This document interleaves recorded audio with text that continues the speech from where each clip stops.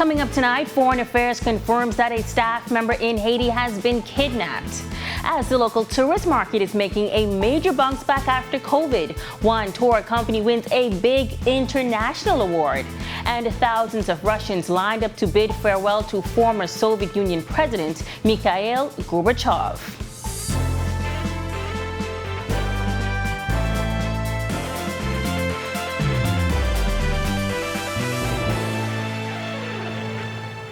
This is our News Weekend Edition. Thank you so much for tuning in. I'm Megan Shepard. The Ministry of Foreign Affairs confirming that a member of its staff at the Commonwealth of the Bahamas Embassy in Port-au-Prince, Haiti, has been kidnapped. According to family of the longtime employee, the incident took place around 6 a.m. on September 1st in the employee's neighborhood. That matter has been reported to local police in Haiti and is being investigated. The ministry is committing to assist authorities as well. Now, the statement further notes that staff members are generally not at risk. However, additional security measures are being taken. The embassy will continue to monitor the situation along with the general security situation in Port-au-Prince. As the tourism industry continues to make a comeback, one of the country's largest hotels is looking to fill hundreds of positions. The general manager of Sandals Royal Bahamian says the hotel is in need of employees for the upcoming season as the resort will be fully booked. Italia Hall has more. The line wrapped around the Sandals Royal Bahamian Resort as people waited in line patiently to submit their applications for employment. General Manager Adrian Whitehead says applicants were waiting in line from as early as 7 a.m. He says he is pleased with the turnout. We wanted an opportunity just to set ourselves right for the upcoming season. We're approximately looking for just over 100 people in various departments throughout the resort. A few technical positions, a few supervisory, a few management, and a number of other areas as well. So we took this opportunity just to give us a push. We're always recruiting. We're always looking for the best people, but right now we just need a little surge. Senior Director of Operations Bahamas Chuck Roberts says over 200 people have applied. We're looking for housekeepers, we're looking for food and beverage, wait staff, managers, housekeeping.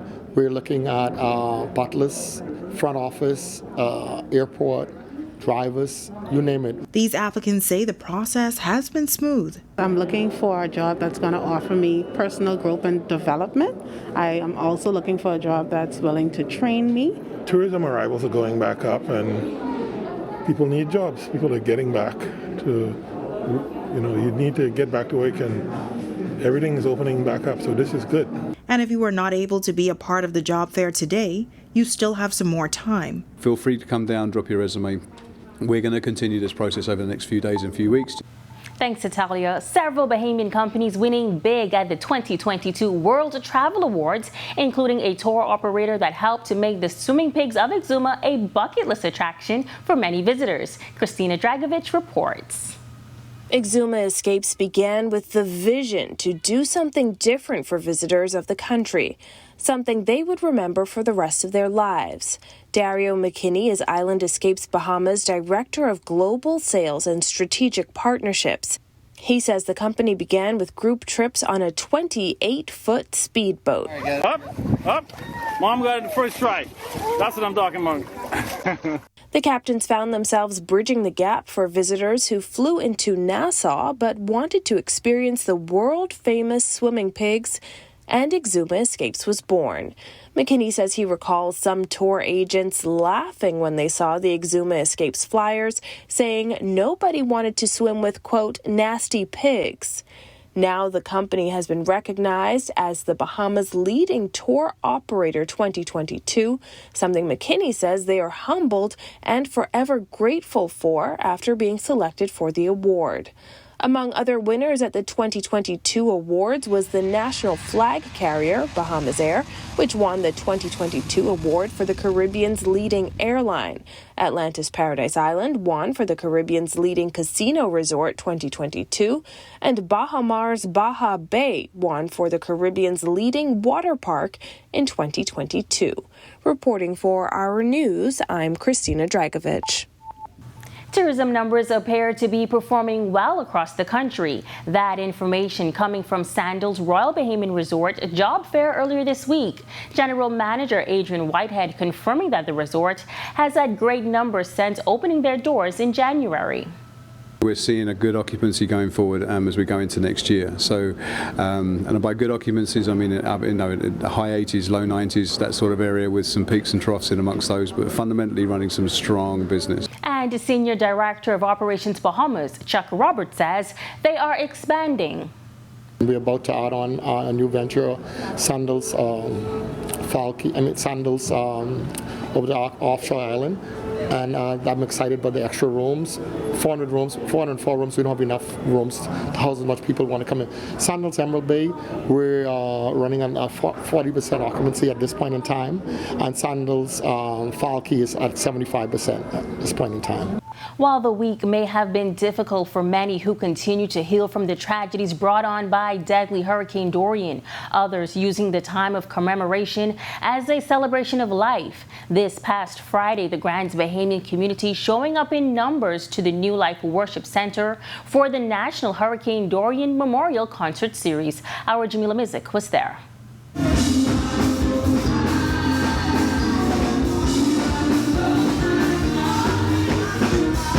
It was an evening filled with singing and dancing for delegates and residents showing out in support of the Hurricane Dorian Memorial Concert in Grand Bahama.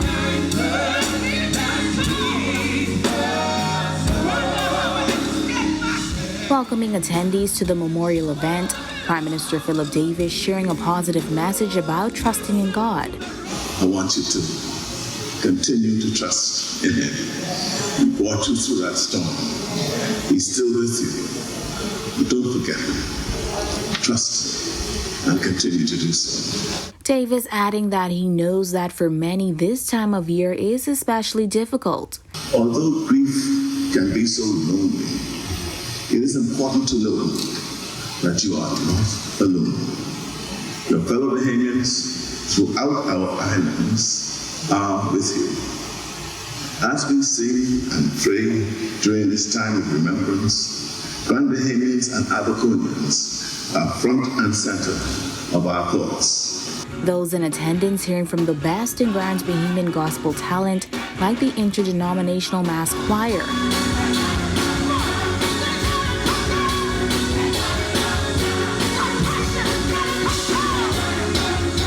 The legendary Cooling Waters also taking the stage.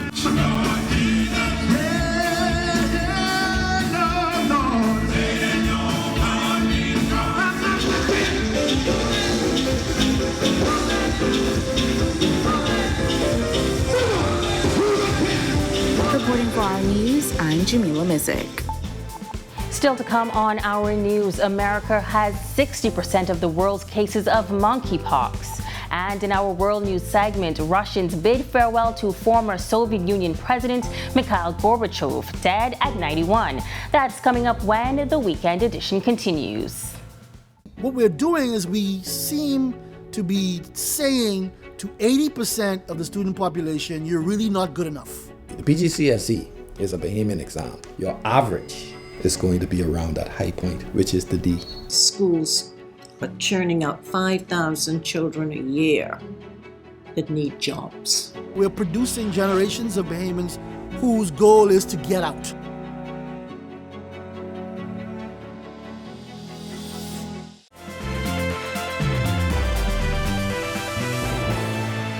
The world marking a grim milestone as the world surpassed 1 million reported COVID-19 deaths. The World Health Organization making another appeal for countries to vaccinate all healthcare workers, older people, and others at the highest risk.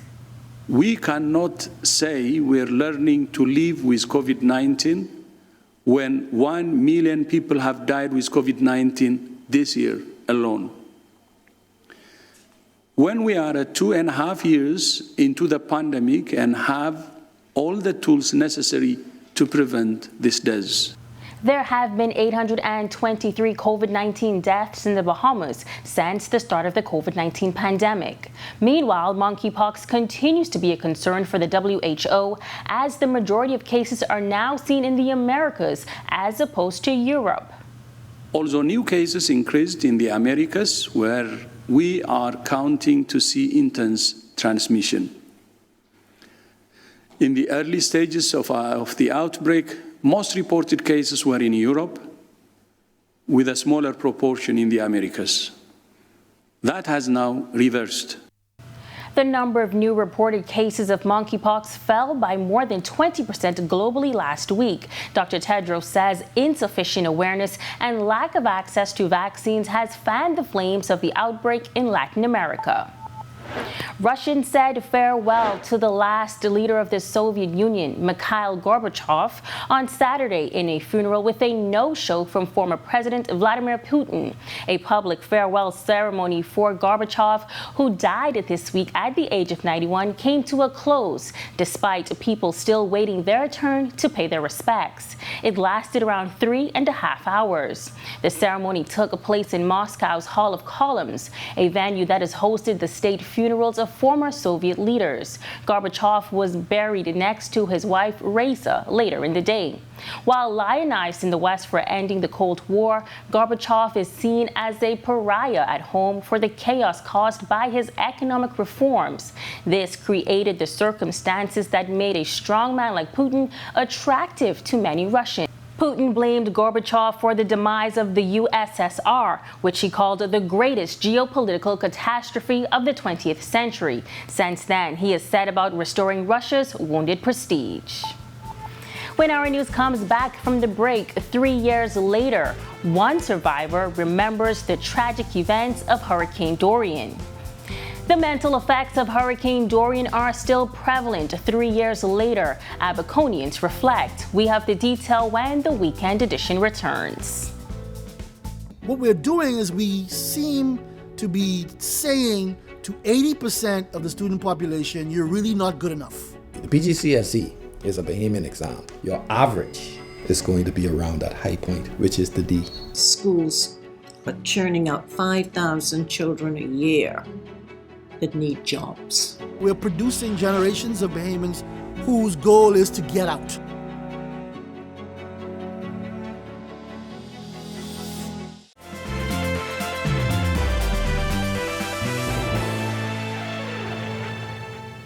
Welcome back to our news. Another Abaco resident sharing the horrific tale of Hurricane Dorian 3 years after the storm. Abaco's Bishop Samuel Cornish could not hold back his emotions as he relived the moment his family had to leave their home and journeyed for 2 miles to find shelter. Brittany McDermott has that story. Frightening is how Bishop Samuel Cornish describes riding out Hurricane Dorian in his Abaco residence, adding that it's something he hopes to never relive. Bishop Cornish says his family sat at home as Dorian headed for Abaco, and then this happened. And I remembered when I felt the pressure in the house, like it just got sucked out of the house. Like, you know, when you're in an airplane and you're going up and your air's clogged. I remember the moment that happened, and I'm like, this is different. Something isn't right about this. Shortly after that, the bishop says he heard when the first part of his roof blew off. The water came rushing in as the doors started to rock, prompting him to search for something to bar the door, but as he explains, he was a minute too late. I went into my garage to look for something so I can bar the door. And by the time I came back, if I had stepped in front of that door probably 10 seconds earlier, I would have been dead. The wind took that double door straight off the hinge and threw it into the wall. And when that happened, water just started coming into the house from the sea. The bishop recalls losing his phone service and being unable to make contact with other family members. The last message he sent was a text to family saying the roof is going. The Abaco native says his wife and son sought shelter in a closet, but then something unusual happened. A tornado came in the middle of my house and I saw the furniture just start spinning. And this is like 6 feet of water in my downstairs and I'm on the balcony and I'm watching this. And my son leaned over to his mother, hold her hand, and say, "The Lord ain't gonna allow us to die like this." During the eye of the storm, the Change Ministry's international senior pastor says they went out to look for shelter. However, his wife couldn't swim. She couldn't swim. I tell her, "You got to learn how to swim. I don't care what you do. You got to learn. You got to learn. You got to get out." And so we were literally almost 2 miles from the main road. Water in the road, trees in the road, sharks in the water, and you don't know what you're walking over. You don't know what you're swimming over. And we had to walk and swim out of there for almost 2 miles. When they got to the road, Cornish says a man came out of the bushes and took them in. And then it was deja vu, as the same thing that happened to his house happened again. They would all be stuck there for 5 days before family members came to rescue them. And I remember when my brothers and sisters came to get us. This was like 5 days later after the storm. When I saw them, that's the first time that I broke. Because I had to be strong for my family. I broke down and I started crying. I couldn't hold it anymore. When you're going through things, the adrenaline keeps you going. But when I saw them, yeah, I cried. I cried like a baby to know that they were alive and we were alive. Reporting for Our News, I'm Berthany McDermott. The subject of mental health awareness becoming more prevalent in Bahamian communities, particularly as it relates to providing assistance to those affected by Hurricane Dorian. Residents on the island of Abaco say while they've heard the promises, more must be done to meet the psychosocial needs. Cerrone Kennedy has been a shelter manager on the island of Abaco since 1999. Having experienced his fair share of disasters, he says he has been an advocate for mental health services for decades, and he is pushing that cause even more post-Dorian. It appears that just maybe something will be breaking where we can create that kind of atmosphere where people can get that kind of help. Because we are stretched in the Bahamas with psychological counselors and that kind of thing. So that's going to be crucial, because even today, as soon as it gets cloudy and the wind picks up, a lot of people are terrified. And we need to address that. That, to me, becomes number one. Of course, the creature needs food, clothing, shelter, that kind of thing. But getting the mind back to a place of homeostasis, of balance, we need that. District Superintendent of Education Dominique Russell says she believes that Bahamians did not see the value of mental health support until recently.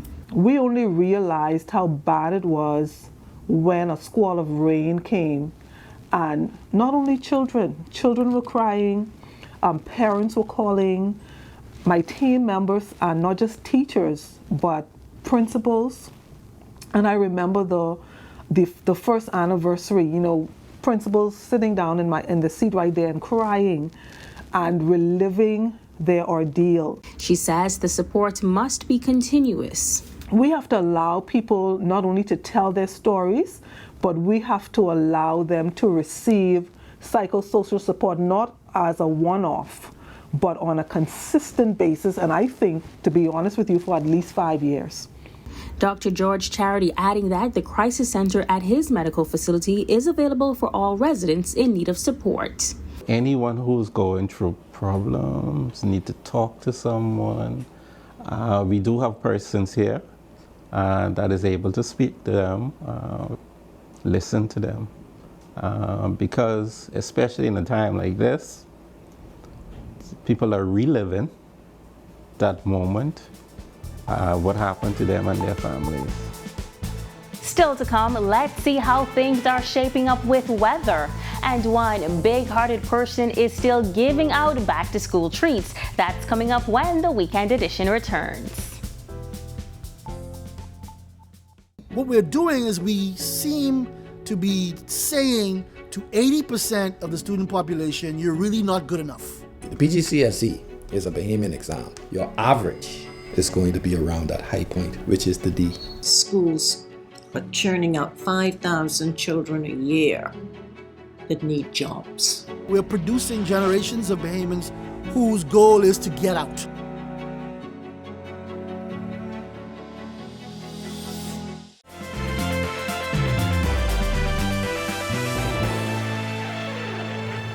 Welcome back.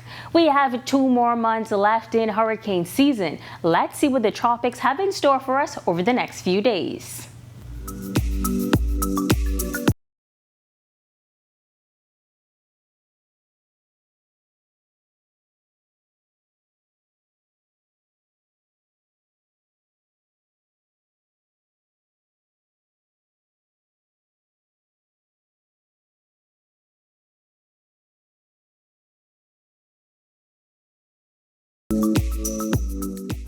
A kind-hearted Bahamian that has a positive track record of giving back to others, continuing her efforts at the Centerville food store. Shanice Hannah says she partnered with a local church, family, friends, and the wider community to host her first back-to-school giveaway. Some 130 students received a wide array of school necessities.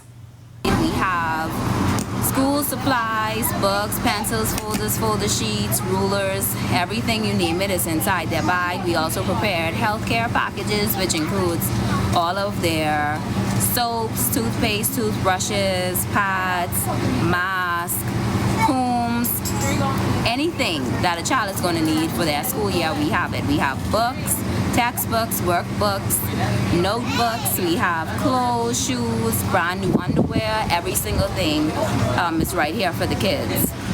Prophetess Rochelle Moss Wilson of Global Harvest Kingdom Ministry says she understands that there is a great need in the community and she felt it important to be a part of this initiative. Coming from a single background and being a single mom also myself, I thought it was so fitting because we're in a lot of trying times and there's so many single mothers and fathers that are going through so much and, you know, back to school, getting the kids ready, don't have enough stuff to give to the kids. So it's so fitting, just like whatever we could do to reach out to help children get back to school, that they will have their bags, books, whatever, you know, like little lunch giveaways and all of that. And we thank you so much for joining us for our News Weekend edition. On behalf of the entire team, I'm Megan Shepard. Enjoy the rest of your weekend.